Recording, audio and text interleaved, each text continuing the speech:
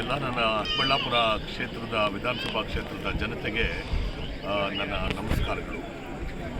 ಈ ಕ್ಷೇತ್ರದಲ್ಲಿ ಈ ಸಾರಿ ನೀವು ಈ ಮುಂಚೆ ಮಾಡಿದಂಥ ತಪ್ಪನ್ನು ಪುನರಾವರ್ತನೆ ಮಾಡಬೇಡಿ ಅಂತ ಮೊದಲನೇದಾಗಿ ನಾನು ತಮ್ಮಲ್ಲಿ ಮನವಿ ಮಾಡಿಕೊಳ್ತಾ, ಡಾಕ್ಟರ್ ಸುಧಾಕರ್ ಅಂತಹ ನೈತಿಕತೆ ಇಲ್ಲದೆ ಇರುವಂತಹ ಅತಿ ಭ್ರಷ್ಟ ವ್ಯಕ್ತಿಗಳನ್ನು ಸೋಲಿಸಬೇಕಾಗಿರುವುದು ನಿಮ್ಮೆಲ್ಲರ ಜವಾಬ್ದಾರಿಯಾಗಿರ್ತದೆ. ಯಾಕೆ ಈ ವಿಚಾರ ನಾನು ಹೇಳ್ತೀನಿ ಅಂತಂದರೆ, ಡಾಕ್ಟರ್ ಸುಧಾಕರ್ ವ್ಯಕ್ತಿಯಾಗಿ, ವೈದ್ಯನಾಗಿ ಒಂದು ನಯಾ ಪೈಸೆಯಷ್ಟು ಮಾನವೀಯತೆ ಇಲ್ಲದೆ ಇರುವಂತಹ ಹೇಸಿಗೆ ಅನ್ನಿಸುವಷ್ಟು ಭ್ರಷ್ಟಾಚಾರ ತುಂಬಿ ತುಳುಕ್ತಾ ಇರುವಂಥದ್ದು.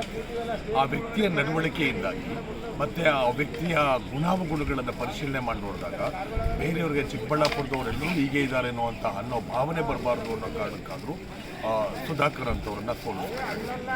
ಇನ್ನು ಆತನ ಎದುರಾಳಿಯಾಗಿ ನಿಂತಿರುವಂಥ ಪ್ರದೀಪ್ ಈಶ್ವರ್ ಒಬ್ಬ ಮ್ಯಾಥಮೆಟಿಕ್ಸ್ ಲೆಕ್ಚರರ್ ಆಗಿ, ಫಿಸಿಕ್ಸ್ ಲೆಕ್ಚರರ್ ಆಗಿ ಪರಿಶ್ರಮ ನೀಟ್ ಅಕಾಡೆಮಿ ಮಾಡಿಕೊಂಡು ಇವತ್ತು ಸಹಸ್ರಾರು ಜನರಿಗೆ ನೀಟ್ಗೆ ಸಂಬಂಧಪಟ್ಟಂತೆ ಎಜುಕೇಷನ್ ಕೊಡ್ತಾ, ಕ್ವಾಲಿಟಿ ಎಜುಕೇಷನನ್ನು ಕೊಡ್ತಾ, ಸೊ ಒಂದಷ್ಟು ನೈತಿಕವಾಗಿ ಕೂಡ ಸರಿಯಾಗಿದ್ದಾರೆ ಅಂತ ಅನ್ನಿಸ್ತದೆ. ಮತ್ತು ಅದರ ಜೊತೆಗೆ ಅವ್ರ ಜೊತೆಗೆ ರಕ್ಷಾರಾಮಯ್ಯನ್ ಅಂತ ಯುವಕರು ಜೊತೆಗೆ ನಿಂತಿರುವಂಥದ್ದು, ಸೀತಾರಾಮ್ ತರಹದ ಹಿರಿಯರ ಆಶೀರ್ವಾದ ಇರುವಂಥದ್ದು, ಇವೆಲ್ಲವುದನ್ನು ಗಮನದಲ್ಲಿಟ್ಕೊಂಡು ನಮ್ಮ ರಮೇಶ್ ಅವರಿರ್ಬೋದು, ಇವೆಲ್ಲ ಒಟ್ಟಿಗೆ ಸೇರಿಕೊಂಡು ಈಗ ನಮ್ಮ ಬಲಿಜಿಗ ಸಮಾಜದ